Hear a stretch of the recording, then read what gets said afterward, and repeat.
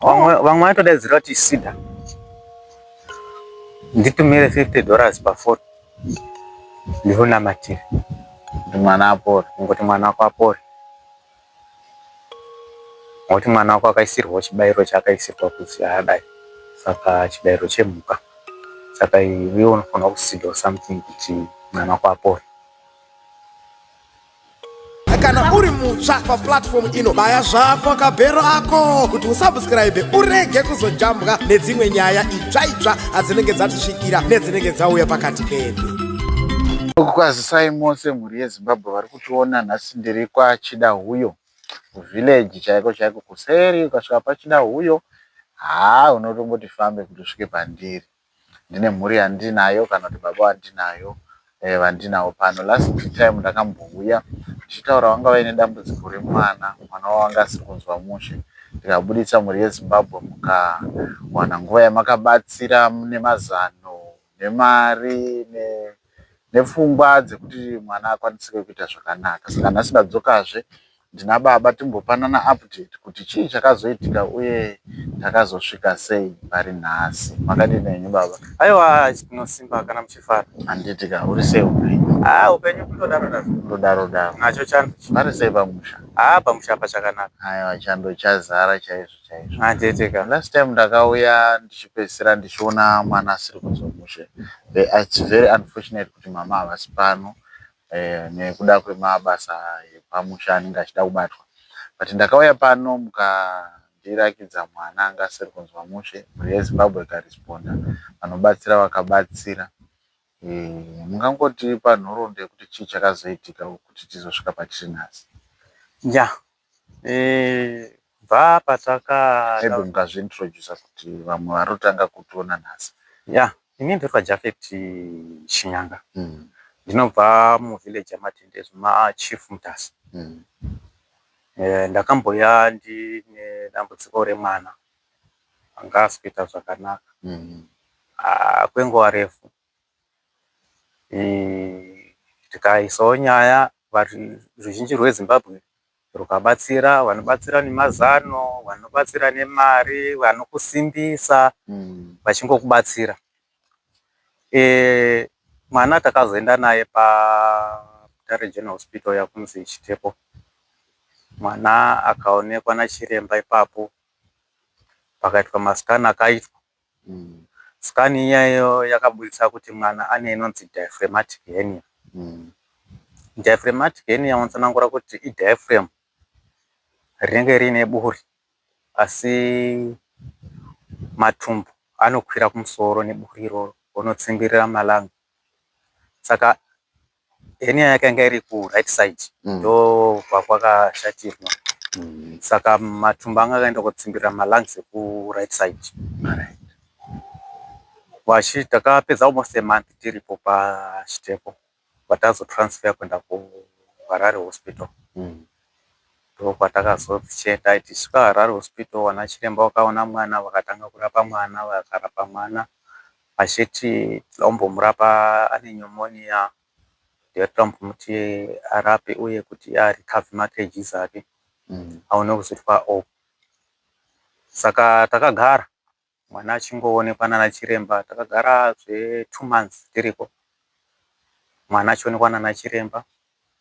Mwana achionekwa nana chiremba, wachibva wasvika pakuti vanoda another scan. Ruzhinji rweZimbabwe rukabatsira, pakaitwa scan iyoyo. Scan iyoyo ikabudisa zvakare kuti mwana mwoyo wake une dambudziko, une buri. Pane yavanoti wall yeheart, ndo yainzi ine buri. Vachitsanangura kuti mwana wese anozvarwa ainayo, but soon after birth buri iro rinoenda kunovhara. But through necondition yake yanga inayo yediaphragmatic hernia, buri iro harina kuenda kunovhara. Saka takazogara vachingoonekwa nana chiremba, Zimbabwe richingobatsira mukufamba, because munongoziva upenyu muHarare unenge wakaoma mutaundi. Chese kutenga. Tichigarawo mudzimba umu mataigarawo tichingobatsirwawo kusvika zuva reoperation rakasvika, mwana ndokuitwa operation.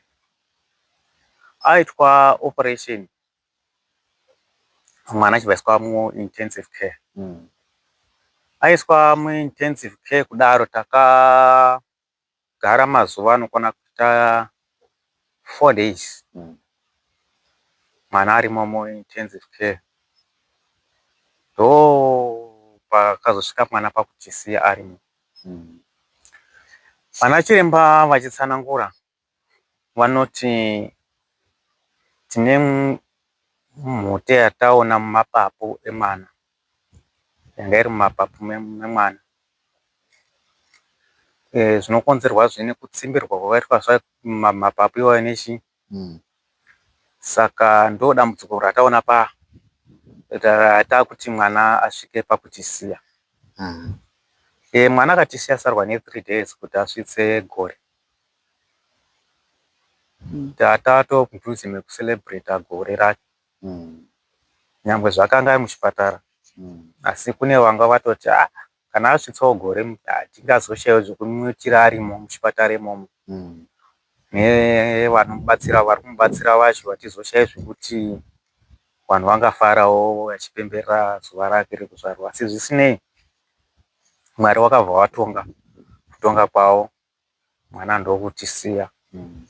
Ndokuya kwakuchengeta mwana kuno. Kutoya kwacho kuno ruzhinji rweZimbabwe rwakabatsira. Tazobatsirwa nevamwe sekuru vedu vakazotibatsira netransport yekuuya. Kofini nezvimwe zvese ruzhinji rweZimbabwe rwakatibatsira handishori. Takafamba rwendo rwakanaka neruzhinji rweZimbabwe kusvika pakuzoviga mwana. Ndo mafambiro atakaita panyaya dzemwana. Asi vachitsanangura nyaya yedephlegmatic hernia, vanoti kufema kwake kunenge kwakushoma. Gozi rimwe mapapu akadini akatsimbirirwa. Saka kufema kwake kunoita kushoma 1. 2, anoluza appetite yekudya. That's why muchiona ganda rake rakaita zvarakaita kutsanangura kwawo. Inyaya yekuti chikafu angaswana chikafu chinomuwaka mumwiri, inyaya yekuti haana appetite yekudya. Ndimbokubata ipapo. Saka vana chiremba vakati ganda rake zvaraita kunge remunhu mukuru kana kuti kakuita kakuchembera. Imwe rafuwe yanga riri nyaya yekushaya chikafu. Kwakuri kushaya chikafu mumwiri. Alright. But pazvakatanga aimbotya here pamashure? Pakudya chaipo ranga ritori dambudziko, chaigona kuita kumwa mukaka. Alright. Okay. Alright.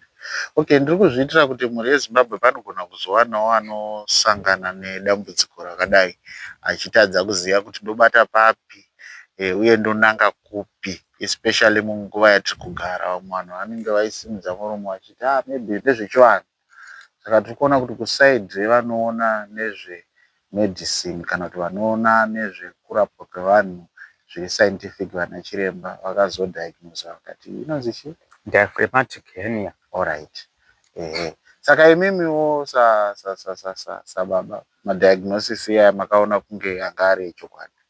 Nemasymptoms avaitaura nezvaita mwana ndakaona zvichipindira. Alright. Handina chandakapokana nacho, ndakaona zvichipindirana chose. Alright. Ende ndakasvika pakuzotsvagawo ndikazotozvionawo ndega kuti zvechokwadi zviriko. Alright. Alright. Saka mama, how is she coping? Ndozi hangu havasi pano saka ndakutombo. Vakaremerwa ndiri kunyepa. Pfungwa dzavo dziri kurefu. Zvinhu zvinongorwadza kuti unenge waisa effort yaunenge waisa, but at the end wobva waluza chaunenge wakabata. Chokwadi. Saka chinhu chinorwadza. Kana even now, kana ini ndine nguva dzandinotombosvikawo pakufungisisa pamusoro pazvo. Musongozvidzora kuti ndo kunga kwakaita Mwari. ya zvinorwadza nekuti tikaona effort yese yaiswa yobva zvazongosvika panguva yakadai, zvinhu zvinorwadza. Ko mhuri yenyu yanga iri kusapota here beside mhuri yeZimbabwe? Vanga vari kusapota. Vanga vari kusapota. Vaiuya kuchipatara, vaiuya vachiona varipo Harare ikoko, vachitibatsira pachikafu pachitiripo ikoko. Alright, mune mashoko here amuda kuudza vamwe zvichipo pane mumwe ari kutoonawo zviri kuitika pamwana wake asi achishaya kuti chii chiri kuitika, chivanhu here, mwana wangu akaroiwa here? Unomuudza mashoko ekuti chii? Ini ndinoti hatirambi kuti chivanhu chiripo. Chivanhu chiripi? Chiriko. Asi zvimwe zvacho ngatisamhanyire kuti chivanhu. Zvimwe zvinoda ana chiremba nekuti zvirwere zviriko. Kuita kuti unenge wasati wasangana nacho chirwere chakafanana naizvozvo, saka unomhanyira ikoko kuti chivanhu, asi chiriko chichirapika. Zviriko zvirwere zvakasiyana siyana zvokuti uri muchipatara ndopaiona kuti zvirwere zvipo zvakadii, zvakasiyana siyana zvausati wambosangana nazvo uchiona mwana achibuda, mwana apora. Saka kurudziro yenyu ndeyekuti vanhu vanofanira kutanga kuenda kunana chiremba vanoona zve-scientific chaizvo. Okay, tomboti kana zvaramba tozodini? Kana waona hawo zvaramba kunana chiremba, vanga vafambe. Asi ini ndinokurudzira kuti kana ari muprofita waMwari, atumwa naMwari, andiona achida mubhadharo pabasa raMwari raakatumwa, raanenge achibata. Ndofunga mataura imwe point. Pane here vamwe mutoziva kuti panguva yekuti munosangana nedambudziko mwana yachiti tinokunamatirai, zvinhu zvenyu zvinopora, zvinhu zvenyu zvinopera? Varipo here vaitouya vachiti kunamatirai asi varipo. Vamwe vatodaidzira kuti SIDA, nditumire $50 pafoni ndikunamatire kuti mwana apore, ngoti mwana wako apore. Ngoti mwana wako akaisirwa chibayiro chaakaisirwa kuzi adai, saka chibayiro chemhuka, saka iwe unofanira kusidwa something kuti mwana wako apore. Zvaikuafektai sei muchinzwa munhu wamune muchitarisira kuti anokubatsirai pachena achitanga kuti ndichindipa mari kuti zvinhu zvako? Unobatikana kuti ini ndiri pakutsvaga kuti nditoda mari yekuti ndiite masikani ari kudiwa, but someone anouya achiti ndipe mari, but ini ndiri kuti handina mari yacho.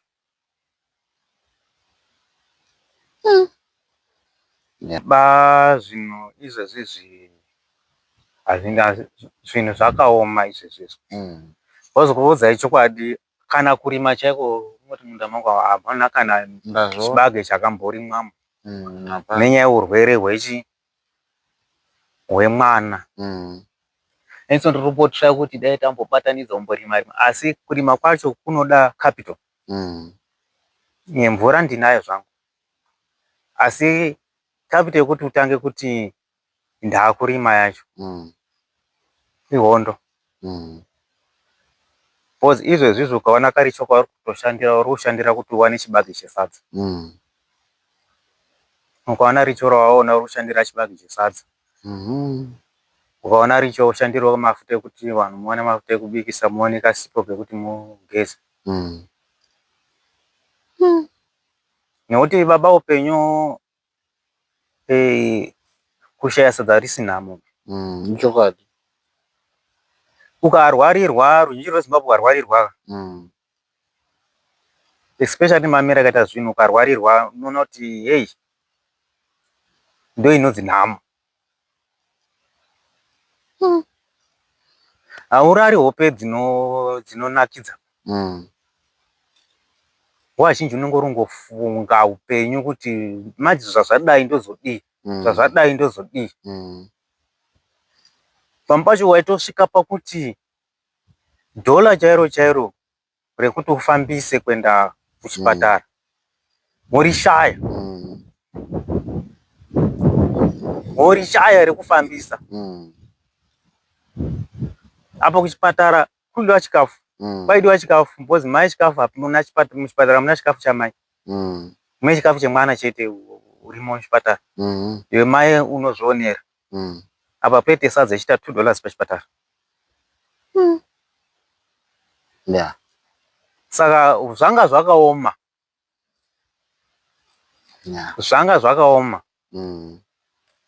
Ndaito prefer kukwira mabhazi post pandaigara mabhazi aionekwa makuseni ma 50 cents. Masikati kune kusina aionekwa makuseni nemanheru. Ndai prefer kuswera kuchipatara. Ndai prefer kubuda makuseni ndoswera kuchipatara.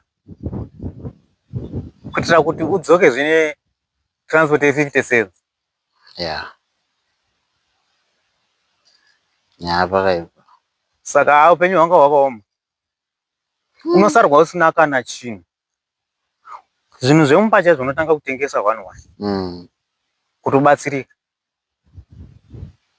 Saka unosara uri pazero. Amunyepe. Yeah. Asi ndinongotenda ruzhinji rweZimbabwe. Wakandibatsira ndishori. Aiwa, tinotenda muri yeZimbabwe nokubatsira murambe mwenye. Ruzhinji rwezvawabatsira. Ndingagoni kuwadoma wese nemazita asi mwakabatsira. Kuna wakazoita GoFund ndakabatsirika. Kozoya vamwe ana mai vekuChrist Embassy. Mamutare. Ndinoda kuvatenda. Thank you. Ndinoda kuvatenda even pandakabuda mudambudziko macho. Wakwanisa kunditsvagirawo mari kuti imbonei tokutangira pachikafu. Yeah, tinotenda. Ndinoda kuvatenda chaizvo. Ruzhinji rwese rweZimbabwe. Ndinorukudza. Aiwa, tinotenda. Alright, maita basa munhu washe nekuti gamuchira pamusha penyu. Ndinoshuvira kuti upenyu hurambe huchienderera mberi, Mwari wachikuitirai zvakanaka. Tinotenda baba. Thank you.